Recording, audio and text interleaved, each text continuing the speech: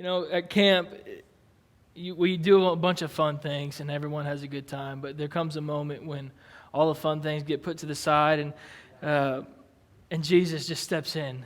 I mean, that's the best thing about it, because there's people that are going in there with all walks of life, with many different struggles that they faced, but Jesus can intervene in any kind of situation that they're in.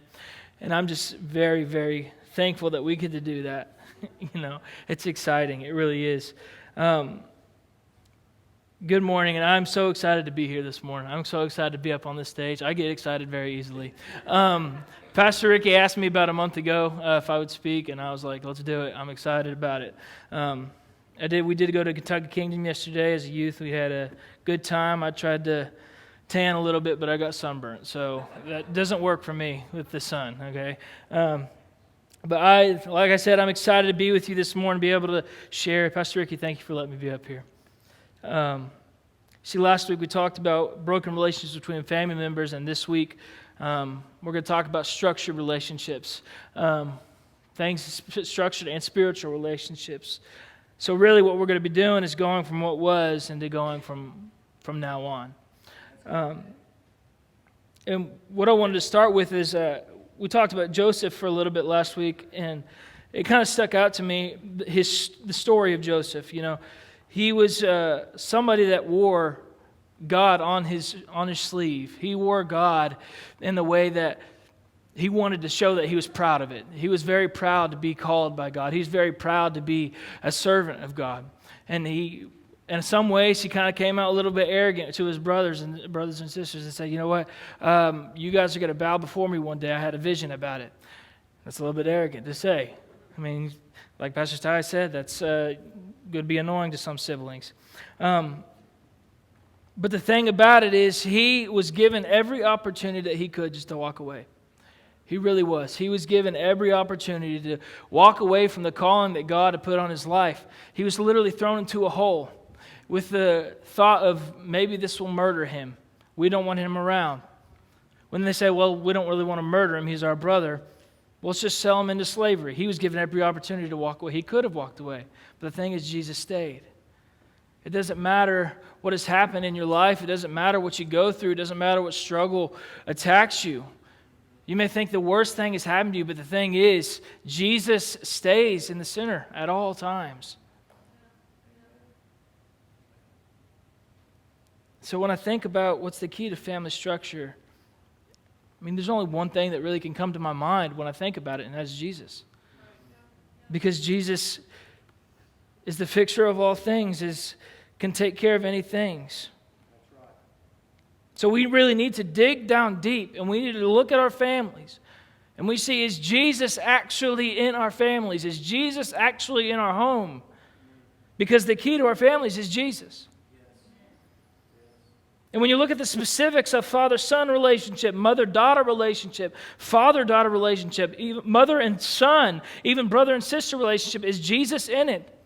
You got to look at every single relationship, any sibling relationship inside of your home. Is Jesus in the center of it all? You know what it makes me think about? It makes me think about Jenga. To be honest, can you come help me real quick? My beautiful wife. Who in here has played Jenga before? Quite a bit. So I promise I have a point to this. I'm not here to just play with wooden blocks. And good. This is the most stressful part of the day. There we go. It's okay. And there we go. Perfect. So Jenga. Yes, thank you. The game of Jenga. So we all know what it is. So basically you have wooden blocks.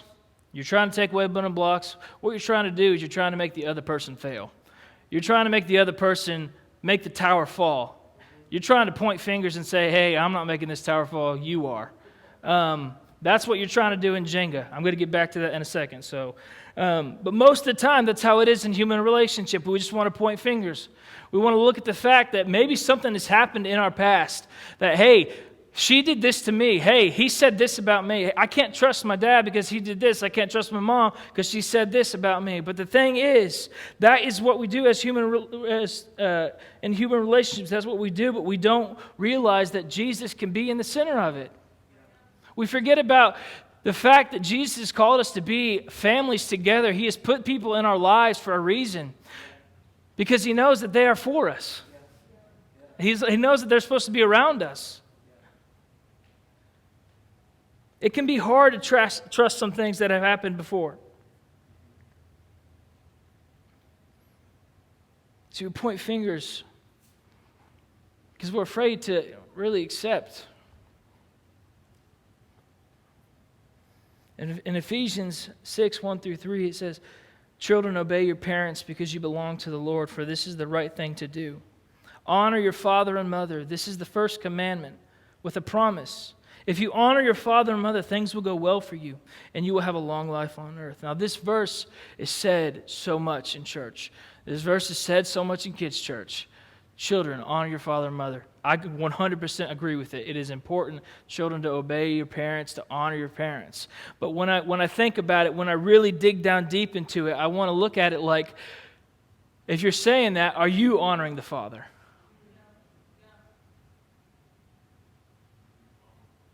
Meaning, are you doing everything it needs to be done for the Father? Before you say, honor your father and mother, are you honoring the Father?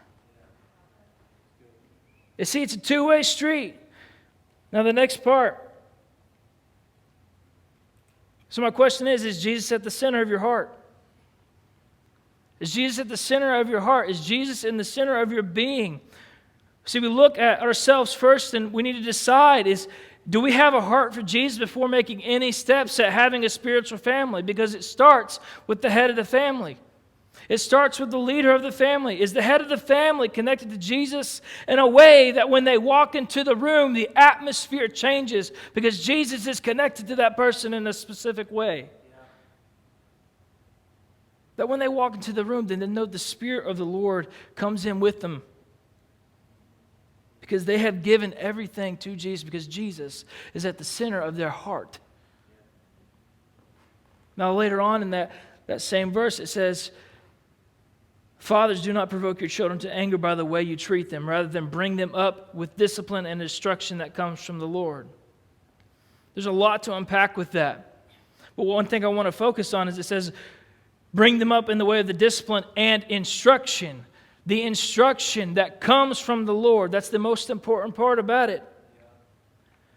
Like I said earlier, we want to do things our own way. We think we can handle it. We think we can put everything on us. Well, I can do this by myself. That's how it is. We just think we don't need anybody else to help. We don't need any other thing to help. We are the leader of our families. We can lead our families in a specific way. But is that the right instruction? The instruction was what I want to focus on this morning. Once again, is Jesus at the center of it? Is Jesus at the center of your heart? Is Jesus at the center of your instruction? When it comes to instruction, are we basing it on life experiences? Or are we basing it on instruction from the Lord? See, I hear it so much about this generation, that this generation has a lack of discipline. I don't think it has a lack of discipline. I think it just has a lack of instruction. Not instruction from experience. I'm talking about instruction from the Lord, like it says in Ephesians.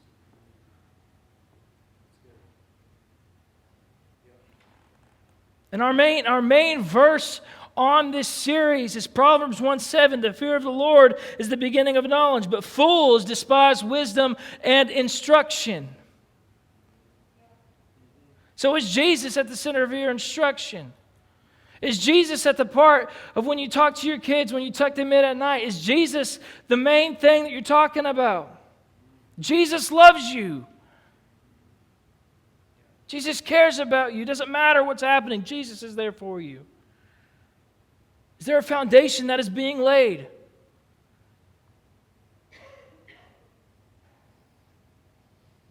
In Ephesians 4, 2 through 3, it says, always be humble and gentle. Be patient with each other. Make allowances for each other's faults because of your love. Make every effort to keep yourself united in the Spirit, binding yourself together with peace. This is the instruction that we are given. Be humble and gentle. Be patient with each other. We need to remember that the people that are in our families are given to us for a reason. That it's just not just draw of sticks. They may get on our nerves. They may hurt us in a way. They may say things about us, but they are given to us for a reason. Can I be transparent for a second? Me and my sister, for the longest time, we did not like each other. We fought. All siblings fight, right? But it got to a time that I did not want to be around her. It got to a time that the thought of being in a room with her was just honestly scary, terrifying. I walked on eggshells around her because I knew if I did something stupid, she was going to yell at me. And if she yelled at me, I was going to yell at her. We just had this constant at each other's throat, just saying things about each other. I'm just being honest. It came to a point where I didn't want to be even around her. Because I look at all the things that she said to me and she did, and I couldn't look past it. It hurt. I'll never forget the time that she went to college. She hugged me and she was crying. And I remember thinking, good. I remember thinking, see you never. And she went to a faraway place. She went to a faraway school. So I had a lot of time to think when she was gone, to contemplate our familiar relationship, that my sister, she would come back and we would fight. Same thing over again. I'm ready for you to leave again. It would be like the same thing over and over and over again. Then she would leave. I would be happy. It came to about her third year in college where she and I were asked to be on the same ministry team during the summer. And I was terrified because I didn't want to fight with her all summer. I didn't want what happened between us to affect the summer. I didn't want to do that, especially where we were going.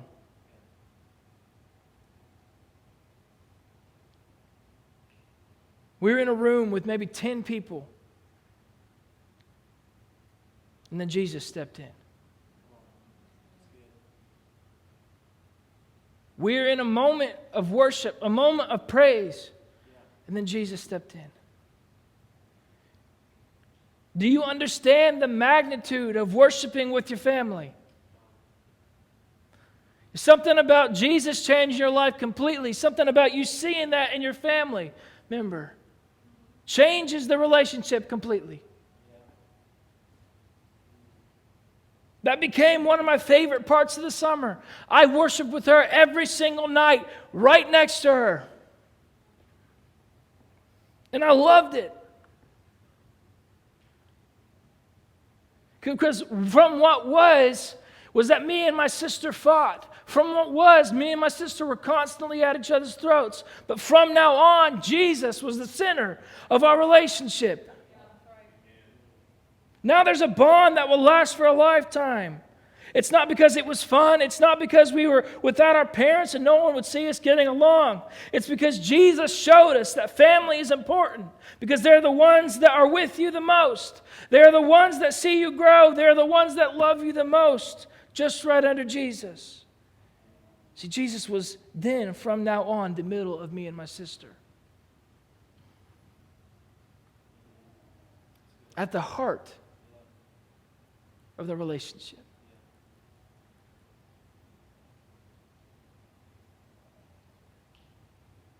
We're all human. We're imperfect. We mess up. We make mistakes. But that first time Jesus saw you, He didn't look at the mistakes. He didn't look at the wounds. He didn't look at the scars. He didn't look at the trouble. He looked at you and he said, you are my child. And I love you. Is Jesus at the center of your family? Proverbs 22:6, it says, direct your children onto the right path, and when they are older, they will not leave it.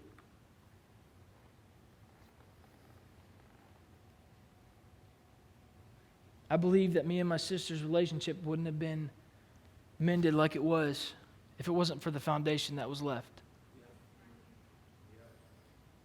See, our parents showed us and taught us so much that Jesus was always the way. Because of the strong presence of Jesus in our home was the reason that that relationship was mended. Because Jesus was present. Jesus was there. Direct your children onto the right path. What path are your children on? Are they going on the Sunday and Wednesday path? Are they going on the morning, noon, and night path? That Jesus is a part of their every being. That Jesus is a part of their life from the moment they wake up to the moment they go to sleep. That they are taught to pray. That they are taught to read the Bible. That they are given discipline and instruction that the Bible says is given from the Lord. Are they prayed for?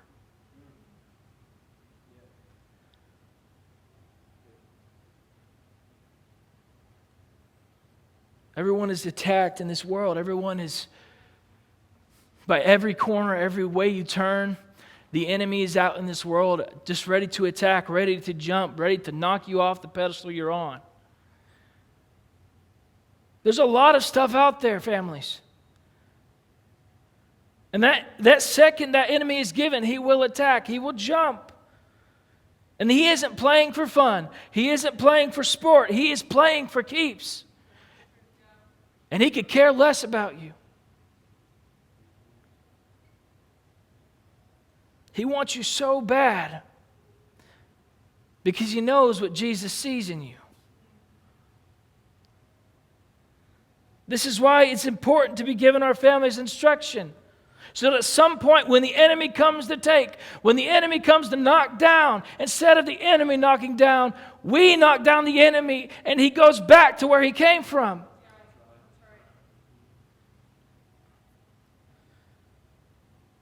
So it was Jesus at the center of your family.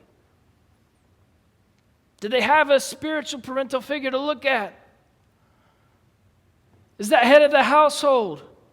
Deep down, is Jesus the main reason of life to them?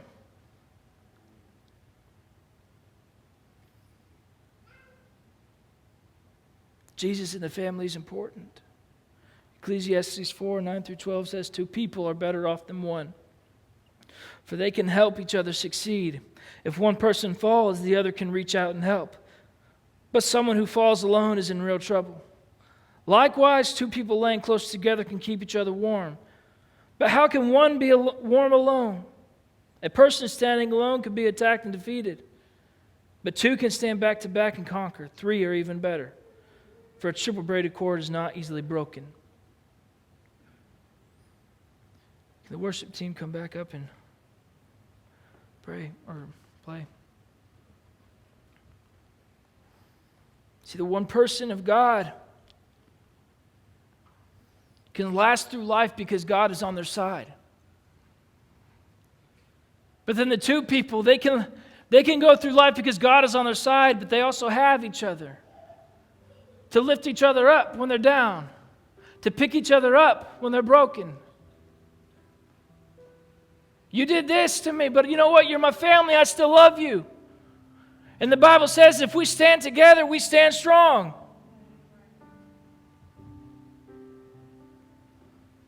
But then the 3, the family, if it's connected to Jesus in a way together, it says the triple braided cord is not easily broken.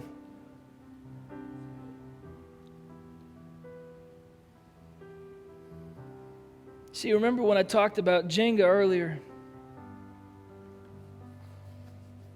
It's almost like we go for the sides to make the other person fall. We point out the weaknesses. We point out the faults, the flaws. Say, this is going to make you fall. This is going to make you tumble. So we're going to make your tower fall by going for the sides. But what if in our families, in our homes, that Jesus was at the center of it? That Jesus was in the middle? That Jesus was a part of every waking day? That even through the hard times, Jesus stands strong. Jesus stands tall. That no sickness, no anything can come against Him. If we go for the center of it all, Jesus is there. And you know what happens next in Jenga? When Jesus is at the center of your life, He covers you. He stays with you. He stays for you.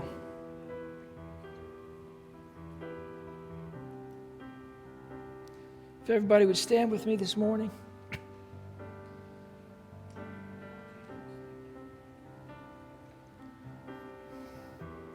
Who needs to have Jesus at the center of their hearts this morning? Who is struggling with that this morning?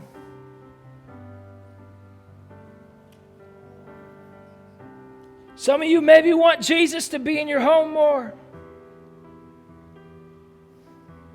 Well, this time is for you. They're going to sing in a second. This time is for you to invite Jesus into your home, into your heart. Why don't you lay down that foundation for your family? Why don't you set that tower to grow with Jesus in the middle of it? So it stands strong.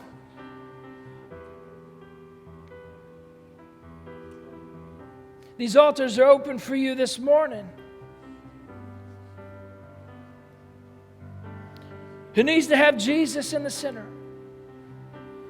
Who needs to welcome Jesus in? Who's tired of the fighting? Who's tired of the struggle? Who's tired of the constant bickering? Who's tired of being at each other's throats? Who is ready to let Jesus into your relationship? Who is ready to let Jesus into your family?